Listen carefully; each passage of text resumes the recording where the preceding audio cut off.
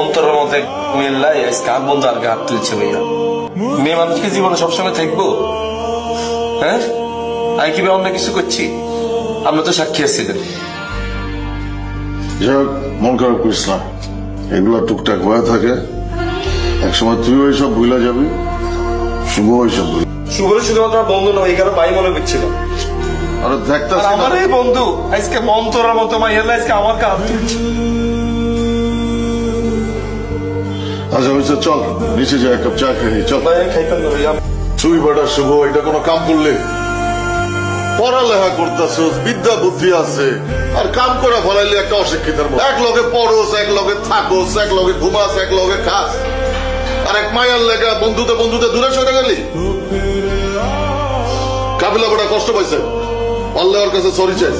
Exactly, কাবিলাই খালি কষ্ট পায়, আমি কোনো কষ্ট পাই না। আরে বেটা, একসাথে থাকলে এরকম হয়, টুকটাক হইতে পারে, তাই বললে হাতাহাতি হইব, মারামারি হইব, ভুল বোঝাবুঝি হইলে ঠিক করে নিতে হইব। তোর তো বেটা আমার কথা শুনোস না, আমি তো তোকে একদিনের হইলেও বড়, তাই না? আমার গুণছি না বেটা, আমার কথা শুনিস, বেয়াদবি করিস না আমার লগে, বুঝলা যাস পারলাম। আমার তো এখন অনেক টেনশন লাগতেছে, কাবিলা যদি তোমার কোনো ক্ষতি টতি করে। আরে কি বলো না বলো, এগুলো লইয়ে টেনশন করতে হচ্ছে কেন?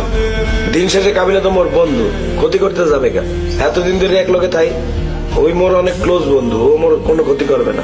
আশা করি তালিম তাড়াতাড়ি সুস্থ হয়ে যাবে। আপনারা সবাই ওর জন্য দোয়া করবেন, ওর পরিবারের জন্য এই ডিফিকাল্ট টাইম যেন ভালোভাবে পার হয়ে যেতে পারে। ঠিক আছে, থ্যাংক ইউ ভাই, আপনাকে জন্মদিনের অনেক অনেক শুভেচ্ছা ভাইয়া। আমরা আশা করি খুব দ্রুতই আপনাকে মাঠে দেখতে পারবো ভাইয়া।